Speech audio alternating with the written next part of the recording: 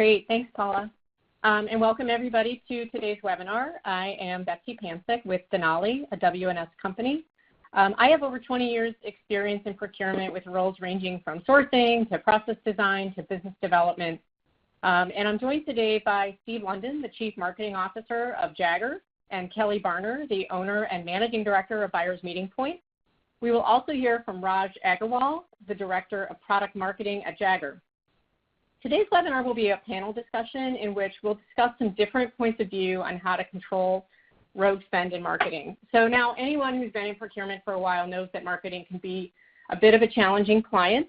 And hopefully today's webinar will give you some ideas on how to more effectively engage with marketing and finally get your arms around the spend. So I think to kick us off here, we're going to have Steve give us a bit of a marketer's perspective on some of the challenges that marketing deals with typically and why those challenges can sometimes make it difficult to engage effectively with procurement. Steve? Hi, everybody. I'm Steve London, the CMO of JAGGAER. We're an e-procurement indirect and direct spend management company. As anyone knows who's worked in a corporate environment, the marketing department is challenged with dealing with multiple masters. We deal with corporate entity in terms of the financial side and delivering solutions and delivering tactics and various activities that yield an ROI for the company. We actively support sales and make sure that the proper materials are developed for the sales teams and that the sales teams are able to get to their events and all the various things that they need to do to power the company financially. And we also deal with the external facing entity of the company, brand positioning, things like that. These are things that are somewhat intangible in terms of ROI. It's something that marketers have struggled for years to measure and develop an effective metric around, and anyone who's worked in marketing can attest to that fact. How does branding deliver value for the company? If you Google that, you'll find pages and pages of assessments of why it does, why it doesn't, what it should do, how it can be measured. No one's ever fully agreed on it. At the end of the day, what moves a company forward is sales. So given that fact, a marketing team is typically faced with multiple requests for things at any given time. You'll find people asking for immediate support. Somebody's going to a show, they don't have the materials they're looking for. Somebody's making a sales pitch, they need a deck. Somebody is at a show, they don't have a banner, or they need support all of a sudden, which wasn't factored into the equation. And as much as we'd like to be able to calculate everything in advance, that is, put down in a spreadsheet, which is what we all do between November and December, a budget for the following year that embraces trade shows, embraces collateral material, embraces things like these webinars, embraces press releases, embraces hiring contractors, paying personnel, dealing with analysts, all the host of myriad expenses that marketing is faced with. It's virtually impossible to predict every need that's going to come in from every department because it's a dynamic environment involving a lot of change and a lot of fast-paced stuff. And velocity is probably the key element that presents the greatest wild card in this equation. So in terms of working with the procurement department, and our sense from marketing is that the procurement department would like to look at everything in a very linear fashion. You've got this type of a deadline, you're approaching it. What do you need in advance? Who are your vendors? Where are you getting the best price? Do we have a contract with them? Can we make this buy now to save more money? Can we get a dynamic discount if we change the date? All these things that make procurement happy may not always be possible to satisfy from a marketing perspective because, frankly, and this leads to rogue spend, we are faced with challenges that will come up all of a sudden that were not planned for in advance. And if you'll bear with me, I'll give you one quick scenario. The kinds of things that lead to ungoverned spend are pretty much encapsulated in the example of a trade show. So we've been to many, many trade shows. We'll of course, book the show in advance. We'll book our booth. We'll book our shipping. We'll book our airline tickets. We'll make sure the salespeople get there. But what happens if something doesn't show up? All of a sudden, you're faced with replicating that item, and it could be anything from part of a booth to collateral material to the tchotchkes you're giving out at the show itself. that then have to be replicated at a very heightened cost because you need them in a duress situation and you have no way of sourcing a local vendor. They're probably not even in your supplier network. So you're challenged with, hey, I don't have time to put through a PO. I don't have time to put this through a sourcing solution. I don't have time to requisition this. I basically have to go out. I may have to put this item on my own card or use a P card that I've been given and then justify the expense later by explaining why I needed to buy this thing at 4x the negotiated cost with the original vendor to the finance department. That's one quick example of what can happen. So marketing is faced with uncertainty, which can then lead to risk, which then goes off the rails in terms of a linear calculation of spend, which leads to rogue spending. That's what I got at the moment. Thank you. Steve, thank you. I think that's really great perspective, especially for a lot of folks on the call who, many of whom are in procurement, and, we're kind of thinking, okay, we're going to go ahead and we're going to put catalogs in place, we're going to put contracts in place, we're going to do all these things that procurement's supposed to do to try to get our arms around spend and to, help our internal clients better manage their spend. But I think what you demonstrated and just explained really well is, even if we do all that, there's so much that happens that's just unplanned, that procurement can't plan for every occasion that marketing encounters. And I think that's a great illustration of, why we face some of these challenges between, procurement and marketing. And I think today what we'll talk about a bit more are, what are some of the ways, in light of those challenges, that we can work together more effectively to try to get our arms around that spend. So thank you very much for that perspective. So we wanted to have a quick poll just to kind of get a sense of the audience and, the attendees today and get a sense of where you guys are coming from. So you should see on your screen a poll question, and in the next slide we'll actually move to the voting. So in the spirit of Halloween, we thought we would characterize these answers as Halloween costumes. So the question is, how would you characterize the nature of your relationship with marketing? So the first answer, Night of the Living Dead. This is the situation where procurement and marketing really have little to no relationship. Ghouls and goblins, so maybe a little bit less scary, but still not really where you want to be. Marketing comes to procurement pretty much only when they need something, when agreement needs to be signed, or something, pretty tactical and transactional. The next would be Luke Skywalker and Han Solo. So, two entities or organizations that are pretty different, but they're trying to work together. So in this case, procurement has visibility to most marketing spend and, usually gets involved in contract renewals and new requirements. And then the last one, which is kind of, the utopia state, Batman and Wonder Woman, great partners working together where marketing and procurement are managing the spend strategically and have a real partnership. So if you've got those answers, because on the next page what you're going to see are just the costumes, you won't see the descriptions. So take a quick look at the descriptions, make sure you understand, and I'm going to flip to the next page. And why don't we go ahead and I'll give about 30 or so seconds for you guys to give your responses to this. And we've already got a lot of responses coming in, which is great. So looks like Ghouls and Goblins is kind of taking the lead, which is, I'd say, pretty much in line with what I expected. Kelly, I'm going to ask you to chime in here too. Where are you expecting this poll to end up? So I think based on stereotypes, I would expect the Ghouls and Goblins to be very popular. Nice to see a few Star Wars organizations coming in. Although I need to offer up, I recognize this is a webinar, so you're all going to have to work with me on this.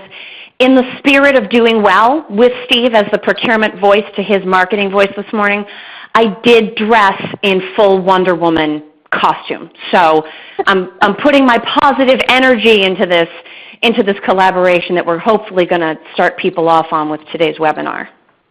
I love it. I love it. And you can't see it, but I'm wearing Batman. So there you go. See, we have all sides represented. Great. Well, I'm going to go ahead and get to the results here. And so as we talked about, so the majority of you are kind of in the ghouls and goblins stage, and pardon the analogy there, but again, it's not really exactly where you want to be, but it's not maybe the worst possible state, but it's not a perfect situation. So it sounds like we've got a good mix of people in that camp, as well as those who really are starting to engage more effectively with marketing and really see things, I guess, headed in the right direction in terms of the possibilities of the relationship there. So thank you guys so much for participating in that poll. So we're going to go ahead and move on. And many of us on this call, we have been around marketing for some time. We've engaged with marketing in different capacities, either in Steve's case as a marketer himself, Kelly and I more so from a procurement perspective. And I would say that, some common themes have emerged over time. Certainly, me being in procurement for 20 plus years, Kelly in the same boat, we've seen a lot of some common challenges in terms of working with marketing. So what we're going to do now is have a little bit of a panel discussion and hopefully an interactive discussion with us, with the presenters on this webinar today, to talk about some of those challenges and different ways that procurement can maybe help address those challenges. So, the first challenge is that it's really all about language. And, in many cases, procurement tries to engage with stakeholders from a pretty structured point of view. And we've got, our terminology, we've got our processes, we've got our ways of working. And, in the case of marketing, what we found is that terminology sometimes can really turn people off from the beginning. And I think probably the one that I've seen the most commonly used, or the situation that happens most commonly is when we talk about savings. I don't know, I know very few procurement people who are not measured in some way on savings.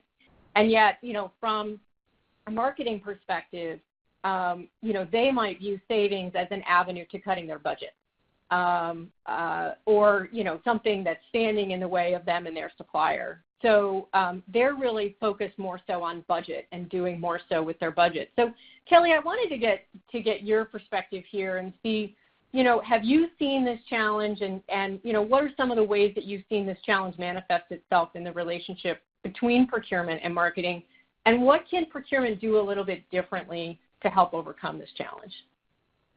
Sure. So if, excuse me, so if you come with me on this, right, I kind of look at maybe some of the issues between procurement and marketing as a simple matter of sort of ships missing each other in the night. Everybody at the end of the day is trying to fulfill their role to the best of their ability, so that on a larger sense, the organization or the enterprise is able to accomplish what is needed to remain competitive. And on this slide, we've got a few of, I guess if I had to pick a few of the most offending terms within procurement, and unfortunately we do love our templates, so these words are sort of everywhere.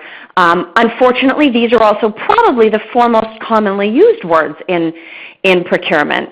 And the way marketing looks at them, very simply, right, sourcing is this very detailed, step-oriented process.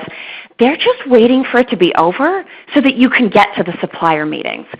So if we can break through some of this and understand a little bit better why they feel the way they do about this, but also examine how it is procurement comes to marketing. And I actually want to go back. I really liked Steve's example about the trade show, because I think it's a perfect opportunity to take one scenario. So he's giving you a view of what it's like to be a head of marketing at one of these trade shows. You're away from the office, away from resources.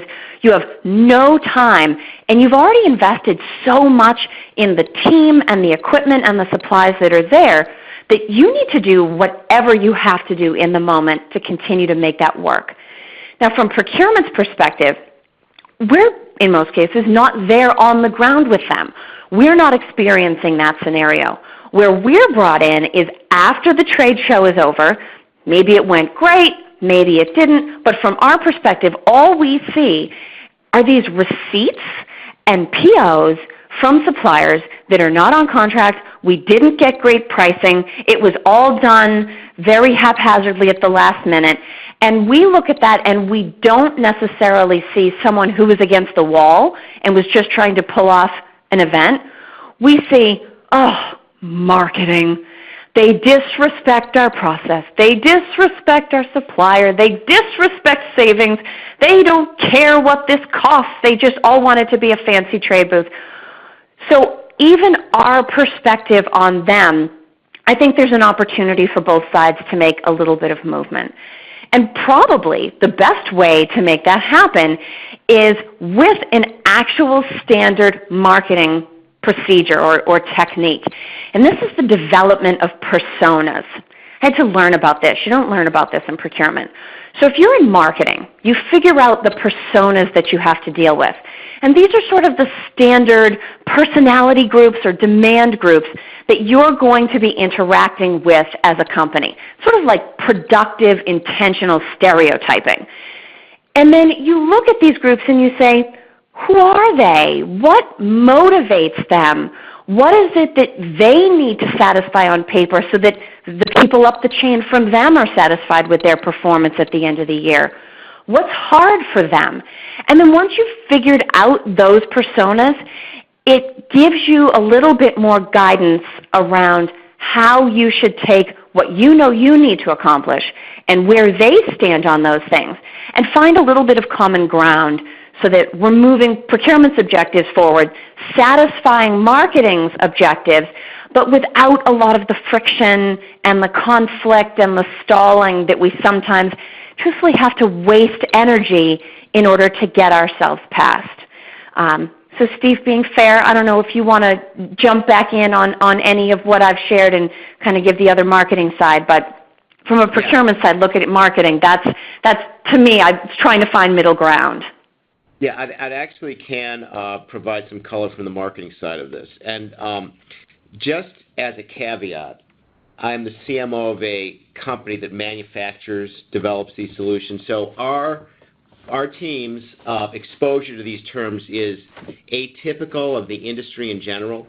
So because we're involved with marketing these solutions, we do know what these words mean, and that's just not some Night of the Living Dead talk. To bump myself up to the Batman level, but we may be a bit more attuned to the procurement practice just by virtue of what we do for a living here. So anyway, I'm gonna revert to one of my earlier guises. I ran a consulting company in Chicago for 15 years. We played heavily in the technology space, probably serviced about 100 different companies, probably 75 or 80% of them were software companies. So I wore the I'm not working for a procurement company hat for a long, long time. So in that role and in walking through those particular companies, typically the marketing perception of procurement was this, we're busting our butts to get all this stuff done. We're at a trade show. We can go back to that example. Yes, we are putting these things on our personal cards. Yes, we're staying up late and getting there early and leaving and being the last ones to turn the light off in the convention center to help the company make money. If we're submitting and getting grief because we're pushing some our personally paid for expenses back to the company, procurement just has to deal with it. So that is the typical view of procurement in a lot of marketing departments, from the ones that I've been exposed to in the technology space in the city of Chicago, Illinois. So extend that. Where are we going? It means that marketing typically feels that procurement exists to fulfill their needs and facilitate their mission, i.e., making money for the company. To that end, marketing departments also, as I mentioned before, run off budgets and spreadsheets and want to make sure that those budgets are approved, make sure that the vendors that they like to work with are happy, the contracts go through in a timely manner to get the best price. So on the one hand, when everything is running smoothly and the liberty of time is something that we all have, then marketing and procurement work well together because marketing will put together a budget, send a procurement to source out, and in a perfect universe, everybody works well. However, the system does break down under duress. So in a stressful situation, the word savings, the word sourcing, the word supplier are replaced with, I got to get it done now, or my butt's on the line. And so I don't care what stands between me and my mission of making sure that this show, this whatever you want to, whatever scenario you're in, gets executed properly. So that's my response to the language part. So the language can break down, and I do think that marketing does know what these terms mean, but the language can break down in a situation where there is no other alternative besides what I can come up with on my own. I think that's great perspective, Steve. I love that phrase, the language breaks down under duress. I'm gonna write that one down. Because I think that's exactly what happens. And Kelly, I love the idea that you brought up of, at the end of the day, we're people, right? And people have motivations, and they have objectives, and they have, things that they want to achieve and accomplish in ways that they're being, judged and perceived. And all of that drives our behavior. And so the idea of, let's set aside our process for a second, and let's really look at the people, that are affected by the process, and really, use that to, understand motivations, understand ways of working, understand working styles, so that we can overcome, some of these challenges. I think, great perspective from both of you. So moving on to the next challenge, this is actually a view of the Denali sourcing process. So, we are a provider of sourcing services, contracting services, category management. And so, of course, we have processes, we have templates, we have checklists, we have all sorts of things that we've created to make sure that we deliver sourcing to our clients in a repeatable, robust, rigorous way. And so, I think as an external service provider, certainly, but I think most procurement people can relate, we are template people. We love our processes. We love our templates. We love, whether it's 5 steps, 6 steps, 7 steps, we all have one of these processes for the most part. But, I think, Kelly, you have some experiences with marketing where, this process doesn't necessarily fit really well into the way that marketing views the overall selection of partners. Can you comment a little bit on, what's been your experience with trying to take a pretty linear templatized process and inserting that into a marketing organization? Sure, absolutely. So I'm going to tell a quick story, and then I'll have you move to the next slide. So bear with me. Don't go until I say it's time to move the slide. Early in my career as a procurement practitioner, I worked at a company where everything was divided down by category teams, even with procurement. So there was logistics, there was hard services, there was marketing, there was, an operations team, a supplies team. And although there was only one person actually dedicated to marketing, on occasion I would get loaned over. I was an analyst in hired services, so they would shuffle me over, stop working on pest control and things, come on over here and help out in marketing. And the person in charge of marketing was wildly successful in working with the marketing team at this company. And frankly, nobody else in procurement could understand why, because marketing had a lot of power and a lot of influence. It was a consumer-facing company, and they had tremendous decision-making power, the ear of the CEO, but she was wildly popular, and nobody could figure out why. And as I got the opportunity to sub in on some of these projects, I figured out that this individual had figured out the perfect formula. She let them do whatever they wanted and didn't bother them. And at the end of the day, as long as the contract was in the right template, she had done her job as far as the company was concerned. Marketing was happy. This is where you get all the air quotes and things around spend under management. What does it really mean? But I do think there's a way to take a process like this one and use it so that both procurement and marketing are achieving their objectives while actually, doing some work and having a positive impact. So if you can move to the next slide. I took the standard Denali process that we were just looking at. I looked at it in terms of how procurement sees it, and I looked at it in terms of how I think marketing might perceive it. You know, when you look at anything that has that many boxes and words, and, you know, all the processes do, right, 6, 7, 8 steps, they've all got these cascading boxes and bullets underneath them. Your eyes jump to certain things. So what are the things that really call your attention? What are you scanning for when you look at a process like this? Procurement's going to look at it. We're going to say, oh, yeah, kickoff, that's real important. We're going to be nervous. We're going to really get our ducks in a row for that. We're going to mine some data. We're going to do some research. We're going to figure out who the suppliers are. And then you go into this long RFX process, right? You're building the RFX. You might test it. You might do an RFI, refine the RFP. You're handling the questions. You're waiting for responses to come back. You're giving the suppliers feedback. So it's this, if percentage-wise, the RFP process is huge for procurement. So that's, and there's a lot of sub-steps under that, and I think it's representative that that's our procurement process on that slide. And from there, right, you know, quick presentations, yep, let everybody come in and do their little talking, and we'll try to make them feel uncomfortable if we can to boost our leverage for negotiation, and then contract, savings, numbers, done.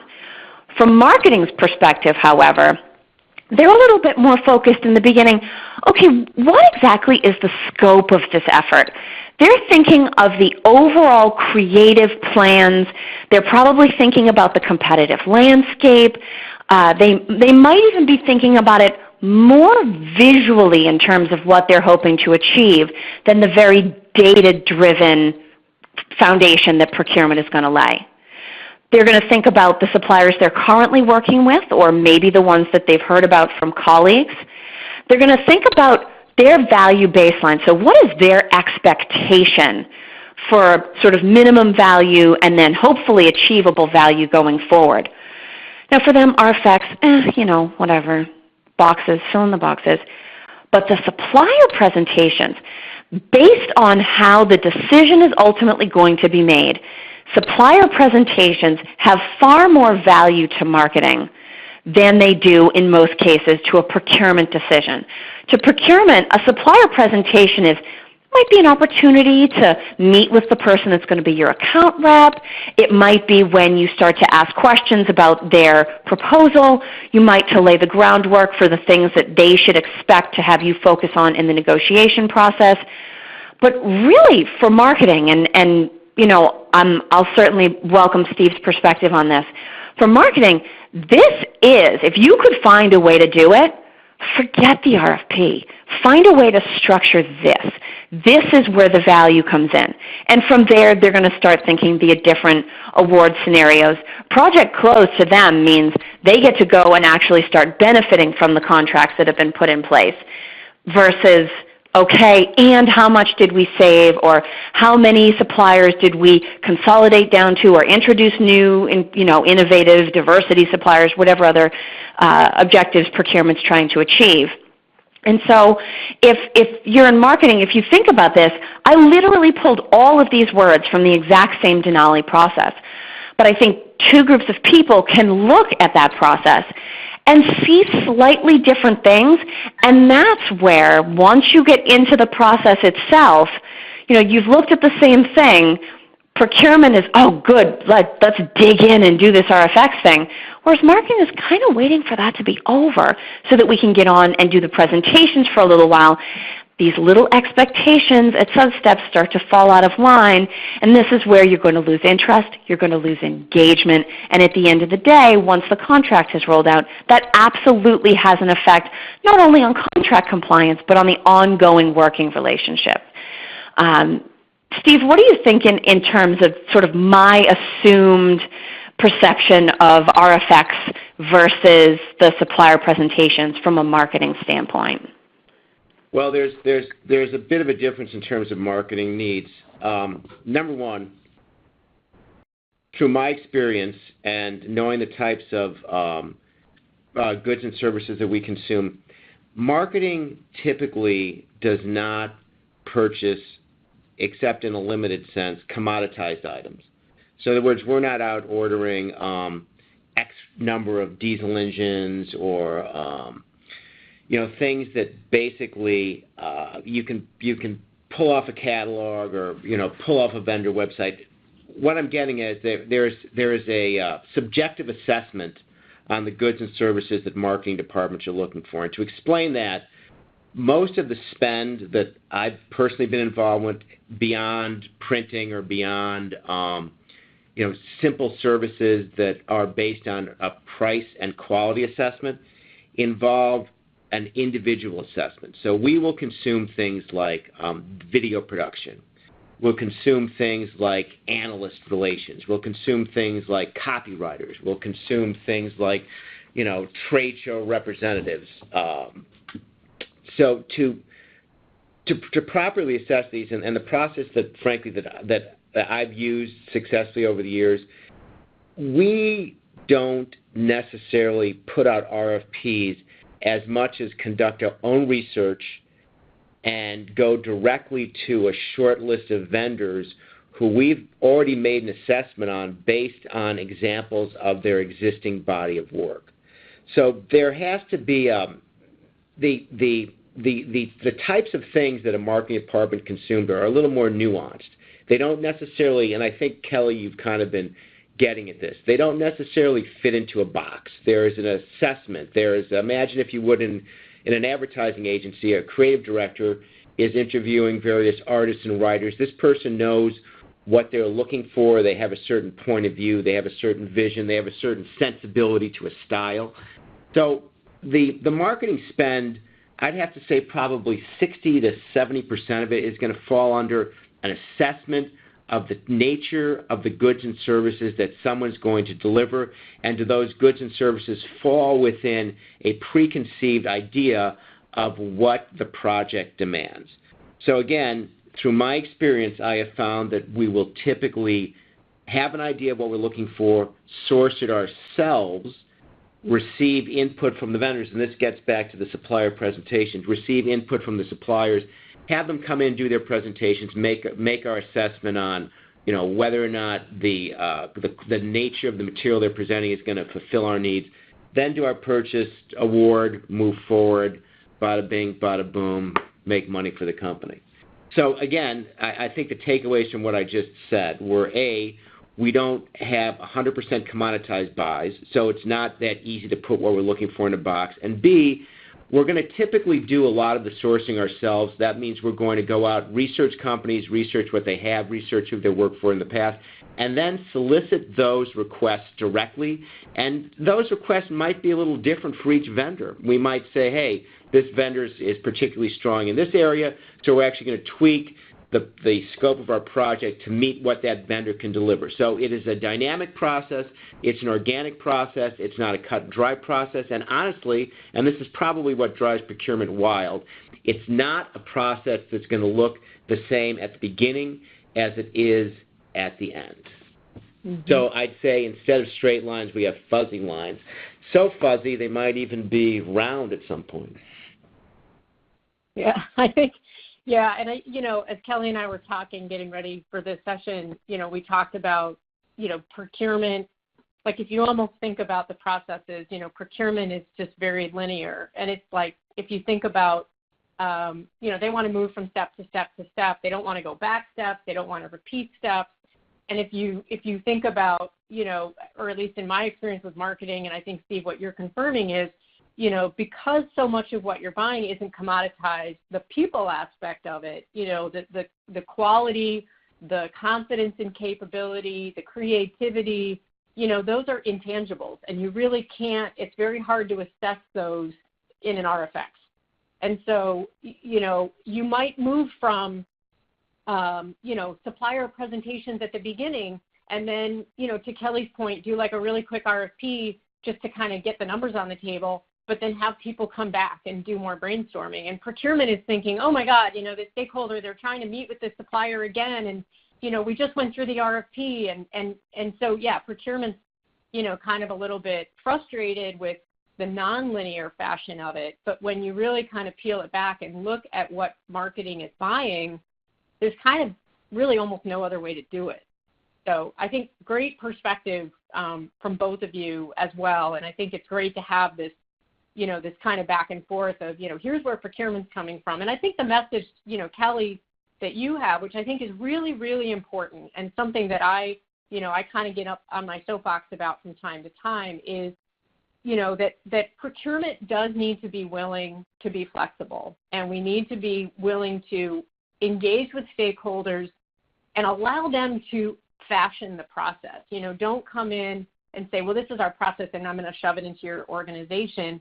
Come to them first with your process. Hey, look, here are the outcomes that I'm trying to drive towards. Here are my objectives. Here's the outcomes that I'm looking to achieve.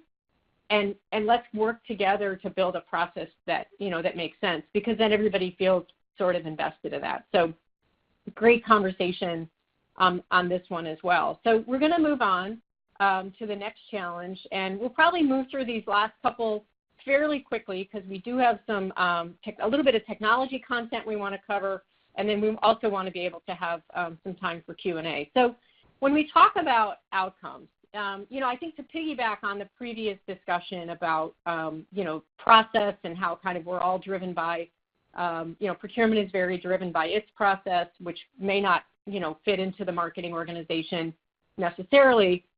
Same thing with outcomes. I think procurement is very focused on using its process to drive, kind of whittle down suppliers that we can get to a logical choice of supplier. Whereas, marketing maybe, again, when we kind of piggyback on that theme of linear versus nonlinear, isn't necessarily looking at a process as a set of steps, or isn't necessarily looking at engaging with partners as a process at all. There's different messages or different modes of communication. You might want to have brainstorming sessions and then go off and think about it for a little while and come back and, have suppliers come back in.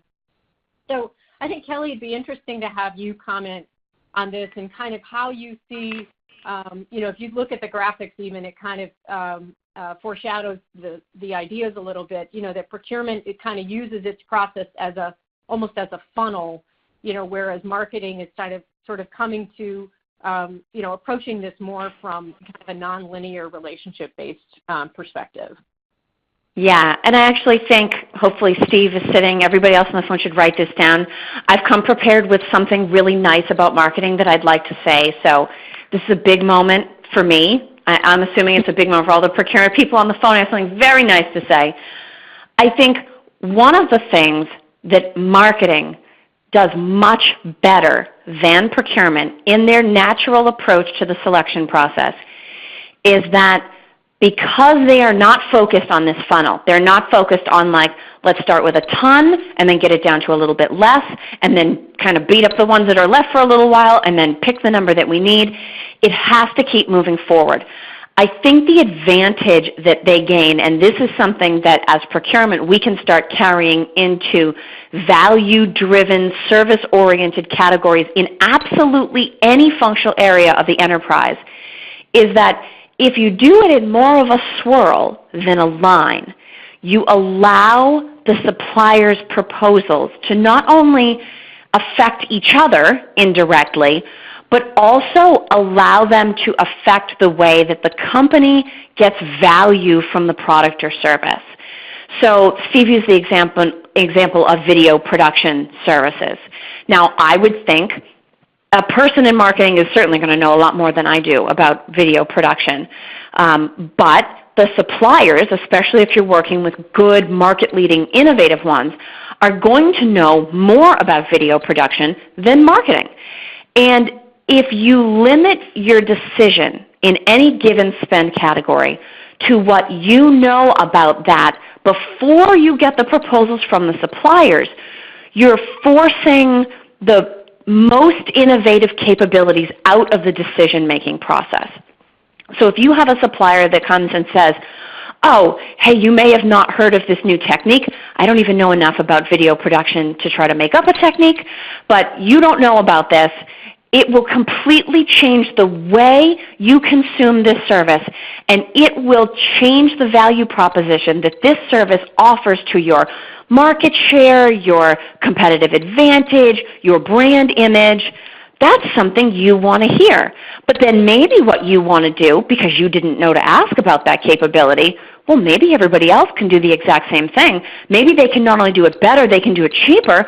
Maybe they can do it better and cheaper and do something else beyond what that supplier has told us about. And I think the advantage of finding a way to do nonlinear is that you really do. This is the way that you increase the size of the pie before you divide it up. And allowing yourself to learn, I think from a procurement standpoint, it's very hard because we are so forward-driven, and to stop and kind of, can you imagine what a six-step sourcing process would look like if there was a swirly between steps 4 and 5? Most procurement people would probably fall out of their chairs.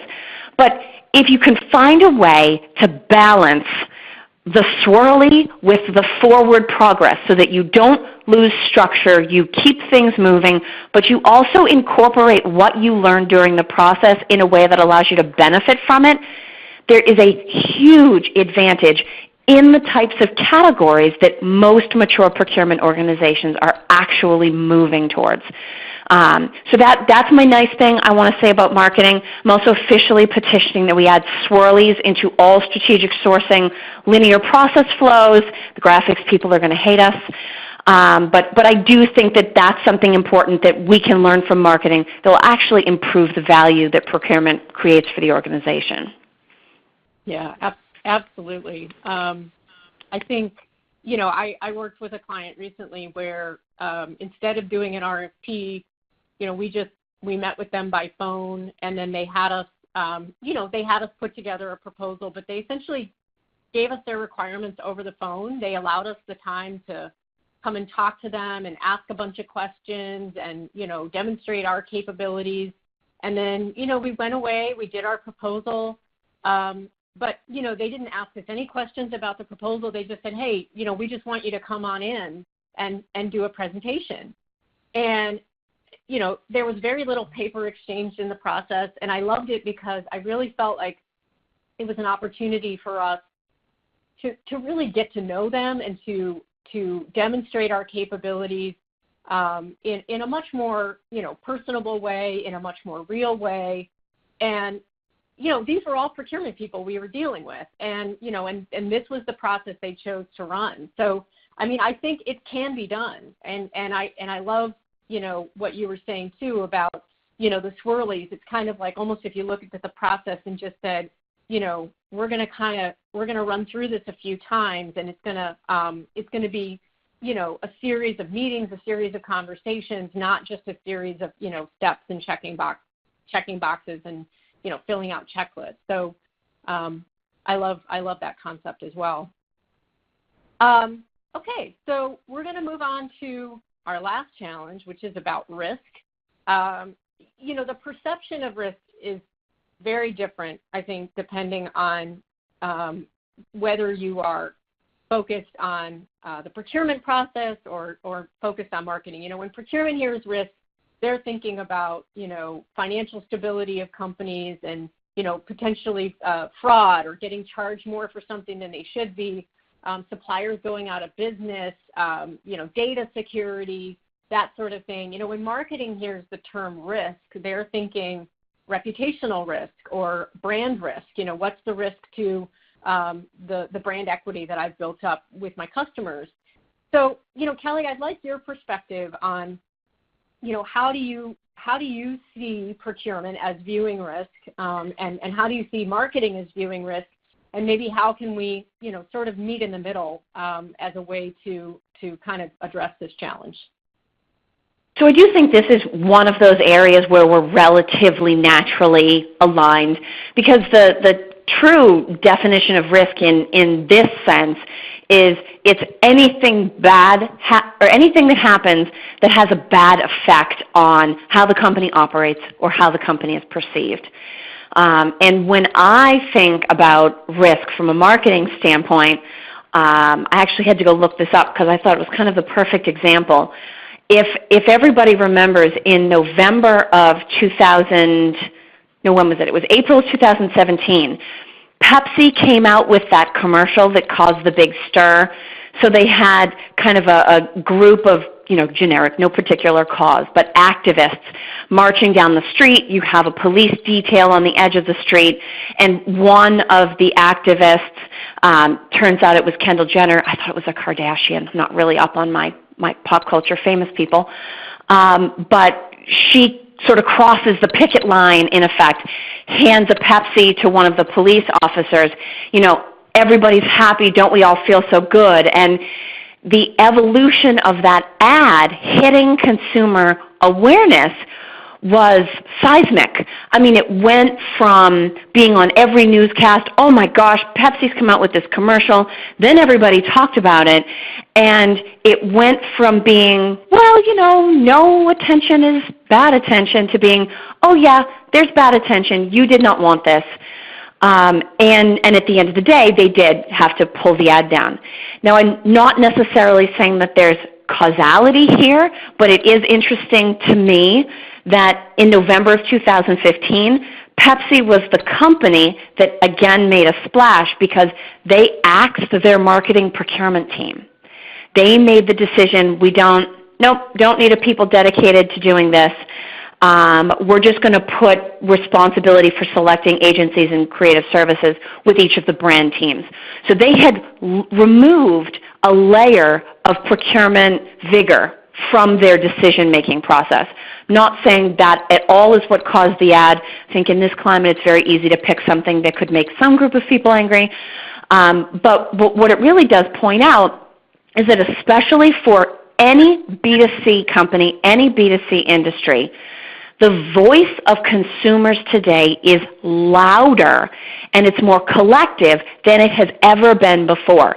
Because now, even if I'm somebody sitting in my kitchen outraged by this commercial for soda that I see on TV, I take to Facebook, I take to Twitter, I retweet, I share, I like, and therefore amplify the messages of others.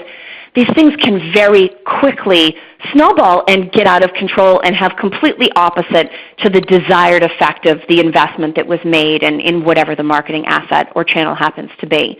And so I think it's an opportunity. Risk is a topic that I don't know necessarily comes up as often as it ought to between procurement and marketing.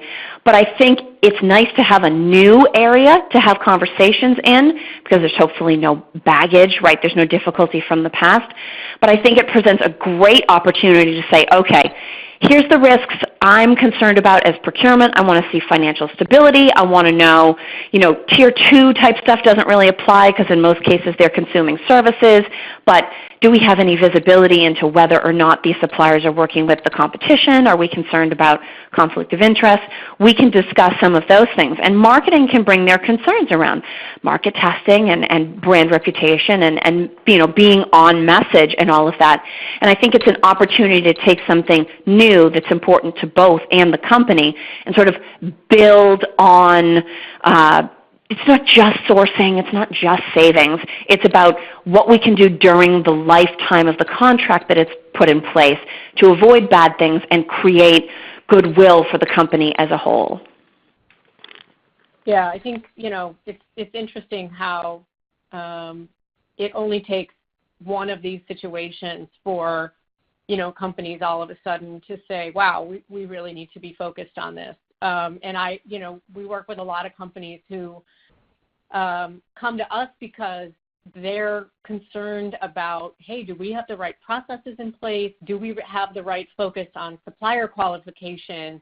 Is our contracting process, really robust enough to, deal with the types of things that we're buying?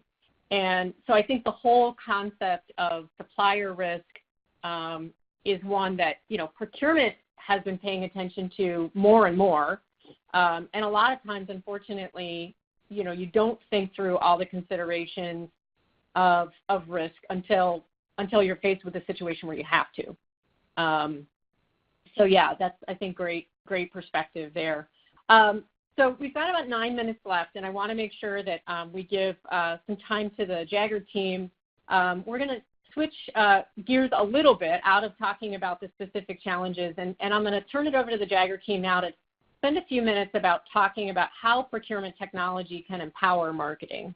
So Raj, I think you're going to take it from here? Yep. Thank you, Betsy. So I think the panel has done a great job in outlining what the issues are, and right. So in what I call an any agile marketing environment, speed is of the essence. We're all running in this hyper productive environment, and at the end of the day, our focus is really around generating leads for sales, whether that's through campaigns or content or industry events, a lot of the examples that have been given already. And yes, we do have a completely different metric system for procurement. What we typically see and what we would like to see in a system that we're going to use from a procurement perspective, and I know the procurement folks look at this, but this is really a marketing ask that we use a system that just works. I mean, there's not a lot of time to waste. It should be very simple. It should be easy to use, fast. Things should be automated. It should be reliable. It's always available and there for us to use. It should provide a clear direction, right? So it should be intelligent. And we'll talk a little bit more about that. It should guide us to where we need to go. So whether it's the right suppliers that we want to buy stuff from, it should be able to quickly give us that and be able to give us the options so that we can move forward. Checks and balances. So if I've got a budget limit or a spending limit, or or I'm looking at some type of specialized catalog, all of those types of things should be very easily or readily available for me to use, should be intelligent, and should also allow me to understand if I'm making a purchase of some type, am I within the allotted budget? If there's an issue, then I should know right away. I should not have to wait long periods of time to understand that because I need to move very fast, right? And so then I have other options on how I could particularly use a procurement system to get me there faster. It also has to remain very flexible, so customizable or configurable. So maybe there's a marketing-oriented catalog, right? Or there's something specific that allows marketing to be sort of siloed to, hey, these are the type of suppliers we normally would work with. Here are the ones that are sort of the ones that happen from time to time. And if they're all within that supplier network and easily available, then we can move a lot faster in that process. Now, as Steve described, that process has different requirements. So if we're able to put in sort of the questions or the requirements there to quickly speed up a sourcing process, then that would help us as well. And then from a comprehensive perspective, I think we talked a lot about trade shows. Well, if I'm having an event that's in Europe somewhere, I need a supplier. I should be able to easily get that supplier. I need to understand, or have a system that is either centralized or decentralized to be able to fit my procurement needs. So I think those are really the things from a marketing perspective that we look at that would make the typical or traditional procurement process much easier for us to get to the requirements that we need.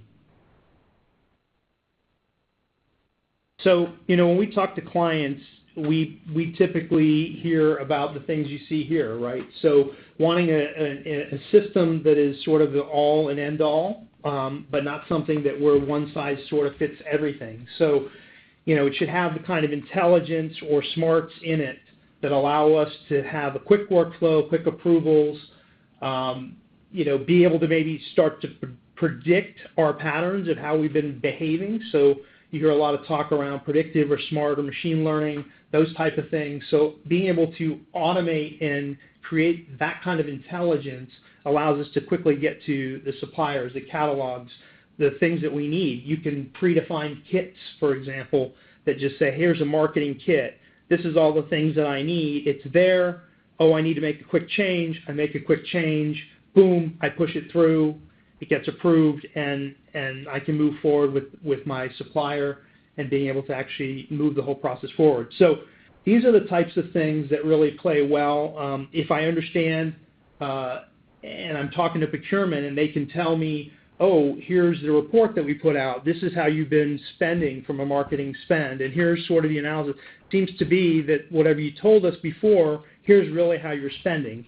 So are there things that we can do here to either get economies of scale or improve the supplier list or the other suppliers that we need to go out and vet, we can do that in the background while you guys are moving forward for the next instance. Right? So it really comes down to suppliers, functionality. And one thing that a lot of people don't talk a lot about is really contract management and how that can be used. So for quick turnarounds, we can do things from a service procurement perspective. Maybe those are regular type of services that we can schedule. Maybe there's contingent workforce, as we talked about, I think Steve alluded to and the rest of the panel earlier, whether it's an event video production group or some other where we just need to do one event or one job or a couple in the year. We can quickly flow through with a contract that goes to invoice that automatically flips through and can get approved fast. Project-based contracts. So, we tend to look at projects in that shorter term, so maybe we could put together what that project entails and how short that project is, because we're essentially doing that anyway. As Steve said, we're researching those suppliers, looking at what they can do. So we already have a short list and a short list of requirements that they're meeting.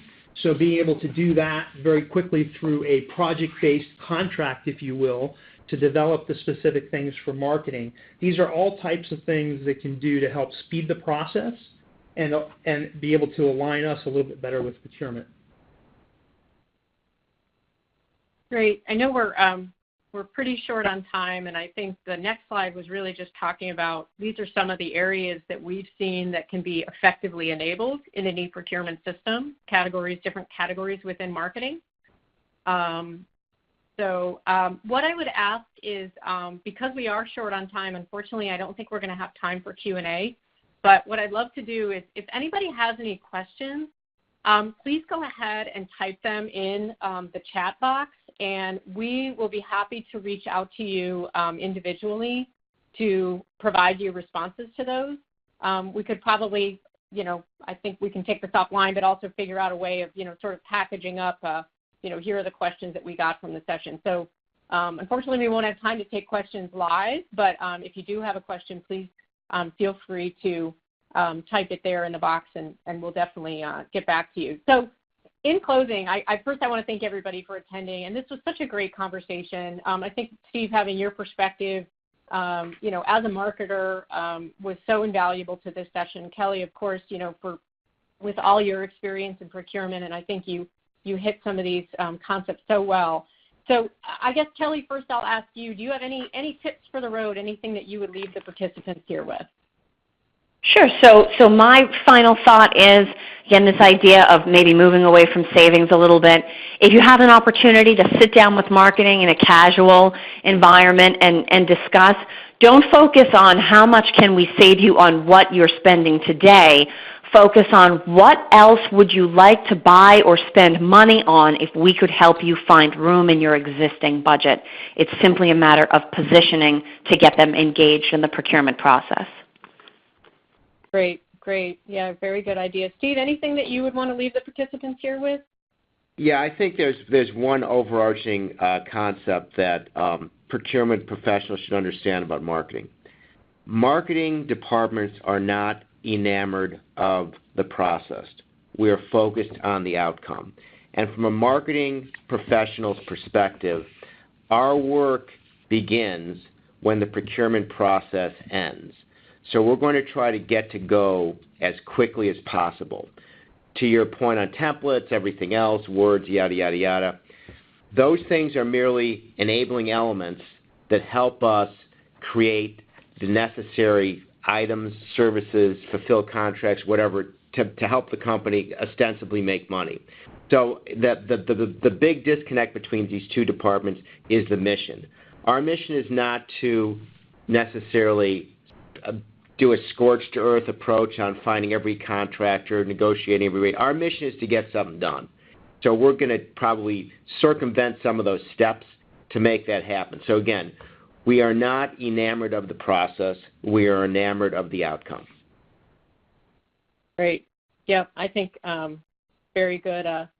Good food for thought. And I guess from my perspective, I think, as we look at the process, it's incumbent upon procurement to really separate the must-haves from the nice-to-haves and be willing to be flexible. Almost think of it as a sales process and sort of put your sales hat on and think of your internal clients as people that you're trying to sell to and really demonstrate that you can bring solutions, not just requirements. So I think that we've had a great conversation today that's provided, hopefully the team or the folks on the phone here with some good concepts and ideas to put into action. Again, if you have any questions, please feel free to reach out to us. I know there's a lot of folks asking about the webinar content. And yes, the content will be sent to you via email with a link to the recording. That'll be coming from JAGGAER sometime next week, so you can look for that. And I just want to thank you again all today very much for your participation. Thanks, Betsy. This concludes today's conference. Thank you so much for your participation, and you may now disconnect.